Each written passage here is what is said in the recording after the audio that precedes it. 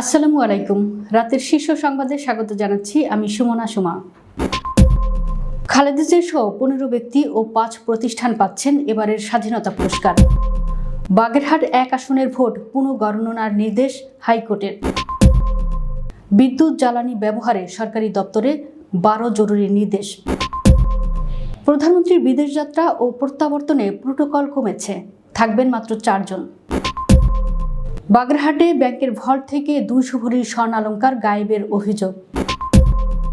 ঈদের ছুটি একদিন বেড়েছে। ঢাকা সহ 5 বিভাগে বৃষ্টির আভাস। বিদেশে কর্মসংস্থানে ভাষা প্রশিক্ষণ কেন্দ্র খোলার নির্দেশ প্রধানমন্ত্রীর। সরকারি হাসপাতালে হাজিরা দিয়ে চেম্বারে রোগী দেখায় চিকিৎসককে তলব। লক্ষ্মীপুরে 2 রিকশা চালকের দ্বন্দ্ব থামাতে গিয়ে যুবদল নেতার মৃত্যু। ইরানকে ঘাইলে ওয়াশিংটনে নতুন চক্রান্ত ফাঁস করল CNN। যুক্তরাষ্ট্রকে চরম মূল্য দিতেই হবে ইরান। হরমুজ প্রণালীতে ভয়াবহ হামলা, 2 ভারতীয় নিহত। ইরানের সাথে যুদ্ধের মাশুল গুনছে ইসরায়েল, অর্থায় ক্ষতি 9 বিলিয়ন শেকেল। শুনছিলেন শিরোনাম, এবার বিস্তারিত। সাবেক প্রধানমন্ত্রী ও বিএনপির চেয়ারপারসন মরহুমা বেগম খালেদা জিয়া সহ 15 ব্যক্তি ও 5 প্রতিষ্ঠান পাচ্ছেন এবারের স্বাধীনতা পুরস্কার 2026। বৃহস্পতিবার 5 মার্চ মন্ত্রিপরিষদ বিভাগ থেকে দেওয়া এক সংবাদ বিজ্ঞপ্তিতে এ বিষয়টি জানানো হয়েছে। জাতীয় পর্যায়ে গৌরবোজ্জ্বল ও কৃতিত্বপূর্ণ অবদানের স্বীকৃতি হিসেবে প্রতি বছর স্বাধীনতা পুরস্কার দেওয়া হয়। এবার সাবেক প্রধানমন্ত্রী বেগম খালেদা জিয়া, বশির আহমেদ, হানিফ সংকেত সহ বিভিন্ন প্রতিষ্ঠান 2026 সালের পাচ্ছেন স্বাধীনতা পুরস্কার। জানা গেছে, বৃহস্পতিবার মন্ত্রিসভা বৈঠকে পুরস্কার প্রাপ্তদের তালিকা চূড়ান্ত হয়। সচিবালয়ে প্রধানমন্ত্রী তারেক রহমান এ সংক্রান্ত বৈঠকে সভাপতিত্ব করেন। বৈঠক শেষে মন্ত্রিপরিষদ সচিব নাসিমুল গনি সাংবাদিকদের এ তথ্য জানান। ত্রয়োদশ জাতীয় সংসদ নির্বাচনে বাগেরহাট 1 সংসদীয় আসনের প্রাপ্ত ভোট পুনর্গণনার নির্দেশ দিয়েছেন হাইকোর্ট। বাগেরহাট 1 আসনের বিএনপি মনোনীত প্রার্থী কপিল কৃষ্ণের করা আবেদনের শুনানি নিয়ে এ নির্দেশ দেন হাইকোর্ট। বৃহস্পতিবার বিচারপতি জাকির হোসেনের একক নির্বাচনী ট্রাইব্যুনাল বেঞ্চ এর নির্দেশ দেন। আদেশের বিষয়টি নিশ্চিত করেন অ্যাডভোকেট হাসানুল আলম। আদালতে কপিল কৃষ্ণের পক্ষে শুনানি করেন অ্যাডভোকেট গাজী মোস্তাক, সঙ্গে ছিলেন অ্যাডভোকেট হাসানুল আলম। বৈশ্বিক জ্বালানি সংকট মোকাবেলায় বিদ্যুৎ ও জ্বালানি ব্যবহারের সাশ্রয়ী হতে সরকারি, স্বায়ত্তশাসিত ও সংবিধিবদ্ধ সব প্রতিষ্ঠানের জন্য 12টি জরুরি নির্দেশনা জারি করেছে সরকার। বৃহস্পতিবার মন্ত্রিপরিষদ বিভাগের সাধারণ অধিশাখা থেকে এ সংক্রান্ত একটি জরুরি পরিপত্র জারি করা হয়েছে। উপসচিব তানিয়া আফরোজের সই করা এই নির্দেশনায় কর্মকর্তাদের জন্য 12টি বিশেষ করণীয় নির্ধারণ করা হয়েছে। প্রধানমন্ত্রীর বিদেশ যাত্রা এবং স্বদেশ প্রত্যাবর্তনকালে অনুসরণীয় রাষ্ট্রাচারে পরিবর্তন আনা হয়েছে। বৃহস্পতিবার জনপ্রশাসন মন্ত্রণালয়ের মন্ত্রিপরিষদ সচিব ডক্টর নাসিমুল গনি স্বাক্ষরিত এক বিধিমালায় এ তথ্য জানানো হয়েছে। প্রজ্ঞাপনে বলা হয়, সরকার এই মর্মে সিদ্ধান্ত গ্রহণ করেছে যে গণপ্রজাতন্ত্রী বাংলাদেশ সরকারের মাননীয় প্রধানমন্ত্রী সরকারি ও রাষ্ট্রীয় সফরে, বিদেশ যাত্রা এবং স্বদেশ প্রত্যাবর্তনকালে নিম্নোক্ত ব্যক্তিবর্গ বিমানবন্দরে উপস্থিত থাকবেন: মন্ত্রিসভার জ্যেষ্ঠতম একজন মন্ত্রী, চিফ হুইপ, বাংলাদেশ জাতীয় সংসদ, মন্ত্রিপরিষদ সচিব এবং প্রধানমন্ত্রীর মুখ্য সচিব। বাগেরহাট শহরের পূবালী ব্যাংকের লকার থেকে সুমন কুমার দাস নামে এক ব্যবসায়ীর অন্তত 200 ভরি স্বর্ণালংকার গায়েব হওয়ার অভিযোগ পাওয়া গেছে। বৃহস্পতিবার দুপুরে বাগেরহাট শহরের খানজাহান আলী সড়কের পূবালী ব্যাংক PLC শাখায় এ ঘটনা ঘটে। ঘটনা জানাজানির পর বিকেলে বাগেরহাটের police super Hasan Chowdhury bank পরিদর্শন করেছেন। ব্যাংকের সুরক্ষিত লকার থেকে কিভাবে বিপুল পরিমাণ স্বর্ণালংকার খোয়া গেল তা খতিয়ে দেখতে তদন্ত শুরু করেছে পুলিশ। পবিত্র ঈদ উল ফিতর উপলক্ষে সরকারি ছুটি একদিন বাড়িয়ে 6 দিন করেছে সরকার। এর সঙ্গে শবে কদরের ছুটি মিলিয়ে মোট 7 দিন ছুটি পাবেন সরকারি কর্মচারীরা। বৃহস্পতিবার সকালে প্রধানমন্ত্রী তারেক রহমানের সভাপতিত্বে মন্ত্রিসভার বৈঠকে এ সিদ্ধান্ত নেওয়া হয়।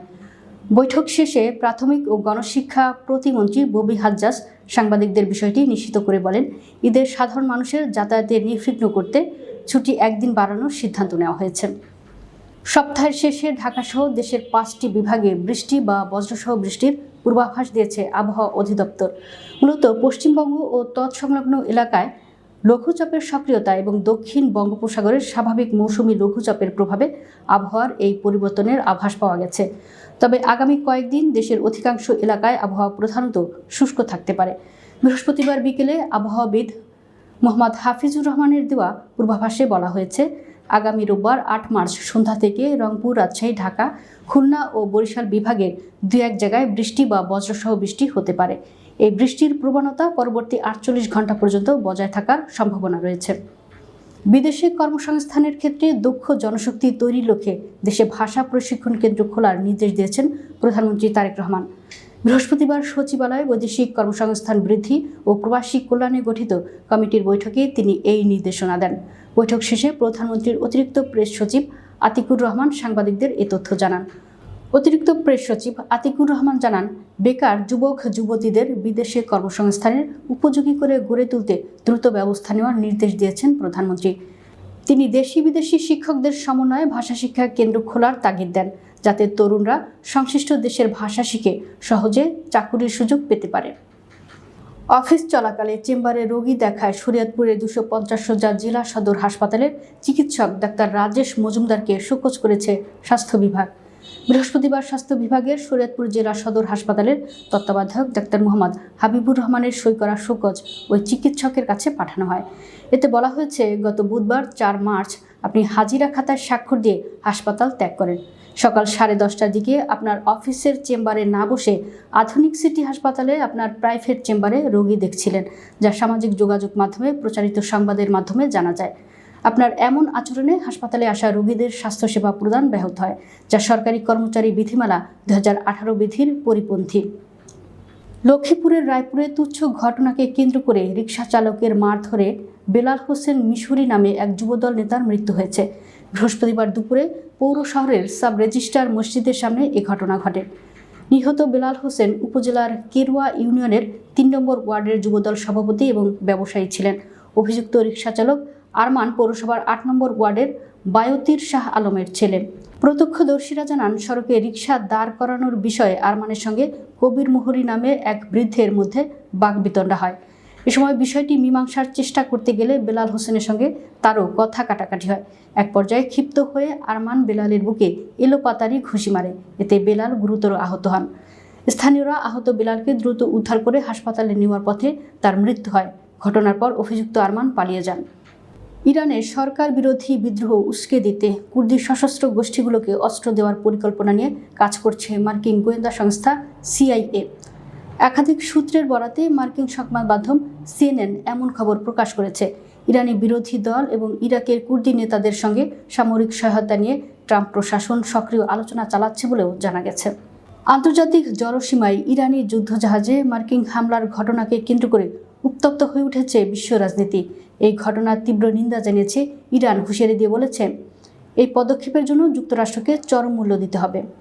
ইরানের পররাষ্ট্রমন্ত্রী আব্বাস আরাঘচি সামাজিক যোগাযোগ মাধ্যমে এক্সে দেওয়া এক বার্তায় এই হামলাকে সমুদ্রের বুকে একটি নৃশংসতা হিসেবে অভিহিত করেছেন।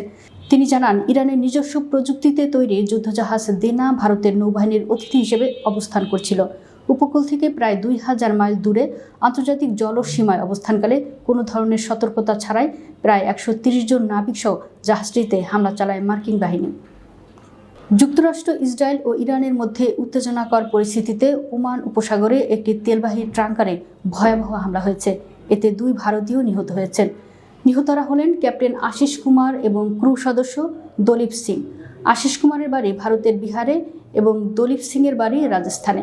বৃহস্পতিবার NDTVর প্রতিবেদনে বলা হয়, পালাউ পতাকাবাহী তেলবাহী ট্যাঙ্কার স্কাইলাইট 22 ফেব্রুয়ারি যাত্রা শুরু করে।